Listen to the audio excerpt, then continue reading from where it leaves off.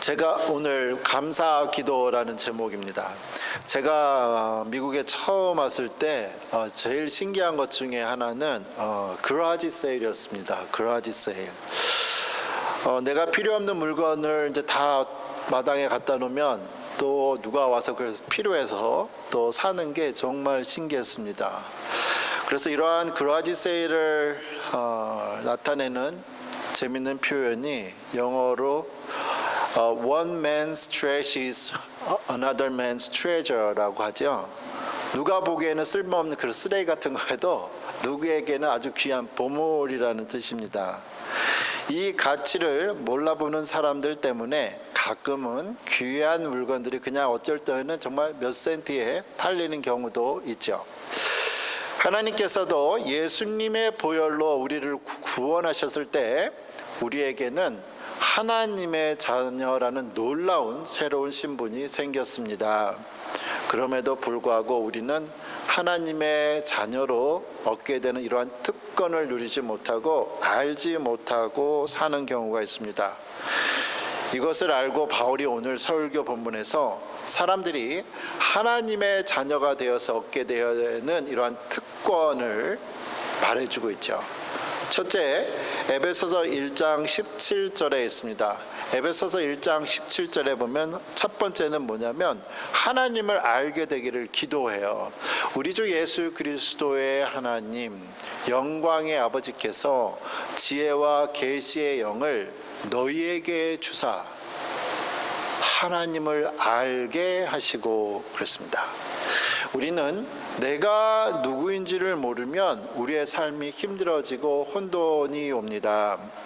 마치 우리가 잘 아는 어린이 동화 미운 오리 새끼에서 자기는 백조임에도 불구하고 태어날 때부터 오리하고 자라다 보니까 그리고 자기가 이상하게 생겨서 힘들어했던 백조처럼 말이죠.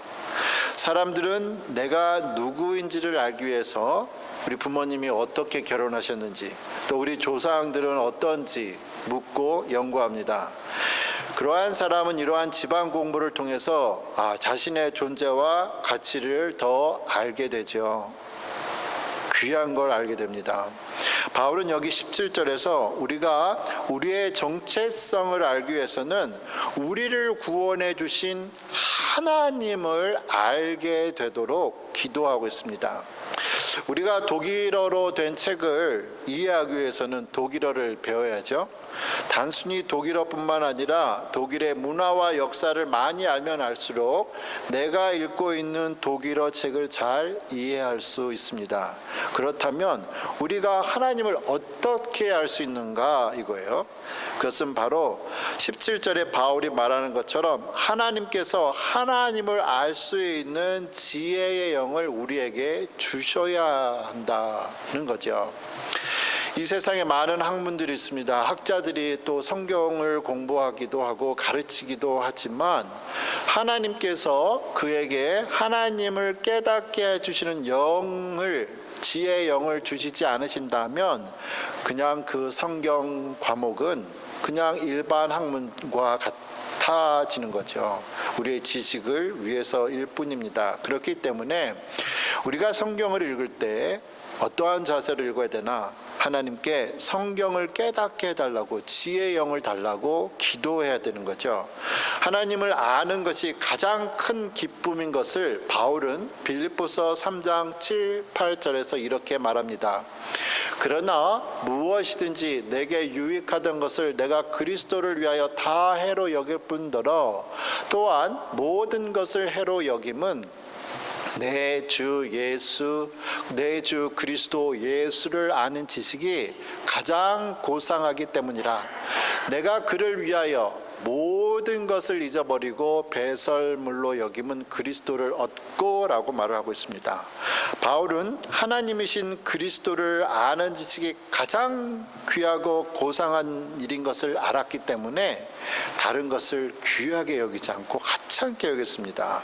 그렇기 때문에 이 가장 귀하신 그리스도를 아는 일, 하나님을 알기 위해서 그가 매일 성경 읽기와 묵상, 기도의 시간을 우선으로 주는 거죠.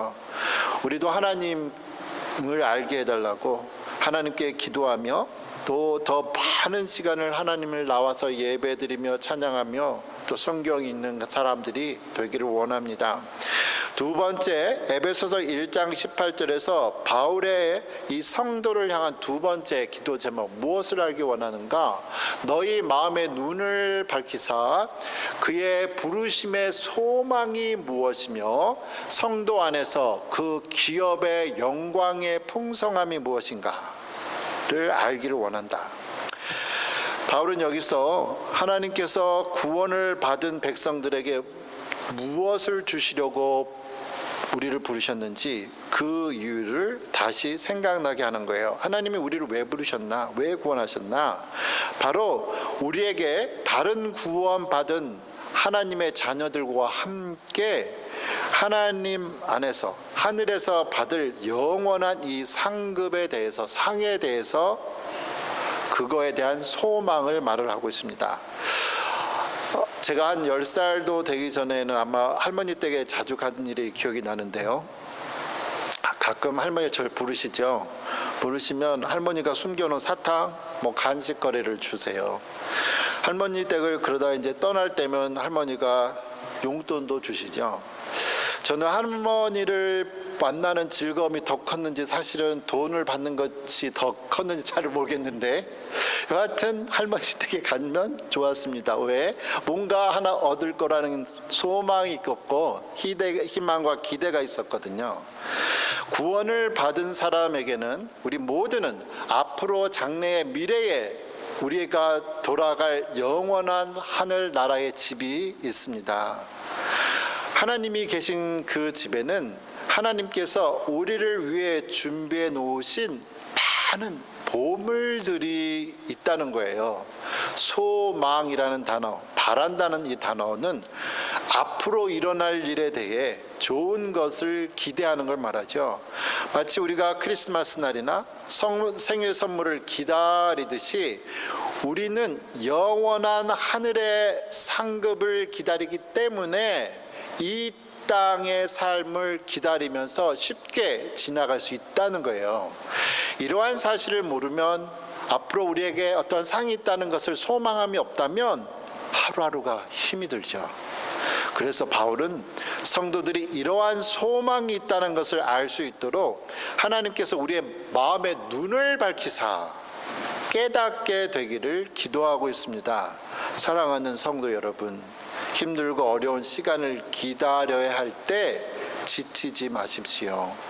우리 하나님은 우리를 위해 좋은 것을 준비해 두셨습니다. 하나님께서 주신 이 소망을 꼭 붙잡으십시오. 그리고 이제 세 번째, 에베소서 1장 19절에서 바울이 성도를 위해서 기도하는 세 번째 제목이 있습니다. 그리고 믿는 자들인 우리 속에서 강한 능력으로 역사하시는 하나님의 권능이 얼마나 큰지를 여러분이 깨닫게 되기를 기도합니다. 바울이 지금 우리가 믿는 하나님, 성도들이 믿는 하나님의 위대한 능력을 깨닫기를 위해서 기도한다고 하죠. 여러분, 우리가 건강에 이상이 생겼을 때 누구를 찾아가죠? 실력이 있는 의사 선생님 찾죠. 우리가 돈이 없어서 돈이 필요할 때 누구를 찾죠? 우리에게 돈을 빌려줄 수 있는 사람이나 은행을 찾아요.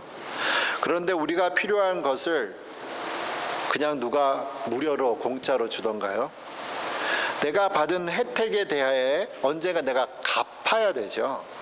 그래서 내가 요청한 혜택을 갚을 능력이 없는 사람은 아무리 좋은 의사가 주변에 많아도 우리는 그런 혜택을 받을 수가 없습니다. 아무리 은행에 돈이 쌓여 있어도 우리는 그걸 대출 받을 수가 없어요.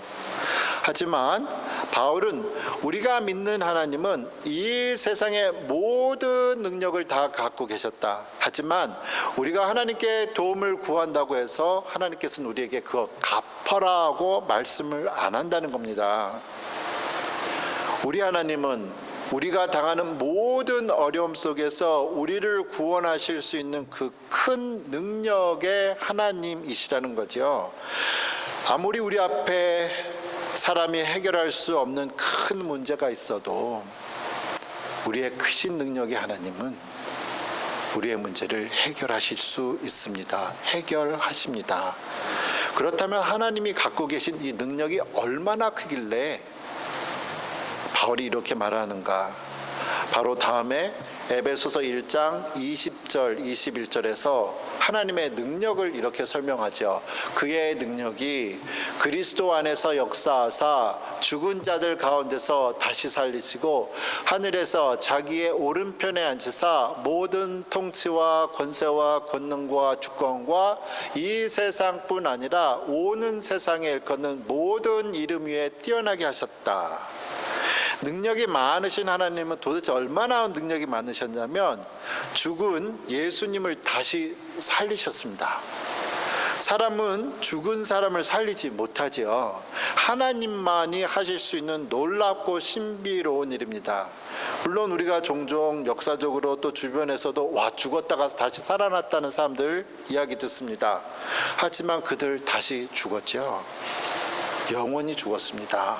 하지만 능력의 하나님, 능력의 하나님이 다시 살리신 예수님은 죽지 아니하시고 지금 하나님 옆에서, 하나님 오른편에서 계시고, 지금 하나님께서 예수님께 그 능력을 주셔서 이 세상을 다스릴 수 있는 능력과 최고의 능력을, 지위를 주셨습니다. 아무나 이러한 능력을 줄 수 없지요. 오직 하나님만이, 능력의 근원이 되신 하나님만이 하실 수 있는 일입니다. 이 죽은 자를 살리신, 그리고 아들 예수 그리스도를 살리셔서 높게 만드신 하나님이 우리의 능력의 하나님이라는 거예요. 이 하나님을 믿고 또 낙심하거나 불안해하지 말죠. 하나님은 가장 좋은 것을 준비해 주셨습니다. 그렇다면 하나님께서는 그분의 크신 능력으로 그럼 왜 예수님을 이렇게 위대하게 만드셨는가? 오늘 읽은 에베소서 1장 22절 23절에 답이 있습니다. 또 만물을 그의 발 아래, 예수님의 발 아래 복종하게 하시고 그를, 예수님을 만물 위에 교회의 머리로 삼으셨느니라. 교회는 그의, 예수님의 몸이니 만물 안에서 만물을 충만하게 하시는 이의 충만함이라. 하나님은 예수님을 믿는 사람들을 이끌어서 이제 교회를 만드셨죠. 그리고 이 교회의 가장 높은 분이 예수님입니다. 머리라 그래요. 24절에서 말씀하시듯이 이 교회는 바로 예수님의 몸입니다. 교회는 단순히 우리가 생각하는 건물이 아니라 살아있는 생명체라는 거예요. 사람의 머리를 통해 모든 신경 조직이 사람의 모든 곳에 연결이 되었듯이 예수님을 통해서 모든 것이 완전해집니다. 우리는 이 교회를 통해 하나님께서 주시는 신령한 복들을 받게 됩니다. 교회를 통해서만, 예수님을 통해서만 앞에서 거론한 세 가지 복들을 받을 수 있다는 거예요. 우리가 머리 없는 살아있는 사람을 생각할 수 없죠. 살아있는 교회는 우리의 몸의 머리와 같은 역할을 하시는 예수님이 계셔야 합니다. 예수님이 없는 교회 생각할 수 있을까요? 아주 형편없는 옷을 입고 있는 아이가 어느 주일날 큰 교회 계단 앞에서 울고 있었습니다. 교회 안에서는 주일이라 사람들이 찬송을 부르면서 아름다운 예배가 진행되고 있는데 이 꼬마 아이는 교회 바깥에 계단에 앉아 있어요. 울고 있죠. 예수님께서 이 아이에게 사람의 모습으로 나타나셔서 옆에 앉으셨습니다. 그리고 아이에게 너 왜 울어? 묻지요. 이 아이는 지금 자기에게 예수님이 묻는 것을 모르고 이렇게 대답했습니다. 제가 옷이 너무 더러워서 교회에서 쫓겨났어요. 그러자 예수님이 이 아이의 손을 잡고 우시면서 말했습니다. 얘야, 너만 그 교회에서 쫓겨난 게 아니야. 나도 그래. 사랑하는 성도 여러분, 우리 마음속에서 예수님이 없을 수 있습니다. 쫓아낼 수 있습니다. 내 마음대로 할 수 있습니다. 교회도 내 마음대로 할 수 있습니다. 그럼 머리가 없는 사람이 살아있는 사람인가? 예수님이 없는 내가, 예수님이 없는 교회가 살아있는 성도이고 살아있는 교회인가 묻죠. 사랑하는 성도 여러분, 우리 하나님께서는 우리에게 필요한 모든 것을 다 주셨습니다. 우리가 우리 교회의 머리이신 능력의 예수님을 중심으로 살아가기를 소원합니다. 하나님께서 그리스도의 보혈의 은혜로 세워주신 이 교회를 통해 하나님을 아는 지식과 미래에 대한 소망, 그리고 하나님의 능력을 체험하는 복된 성도 되시기를 축원합니다. 아멘.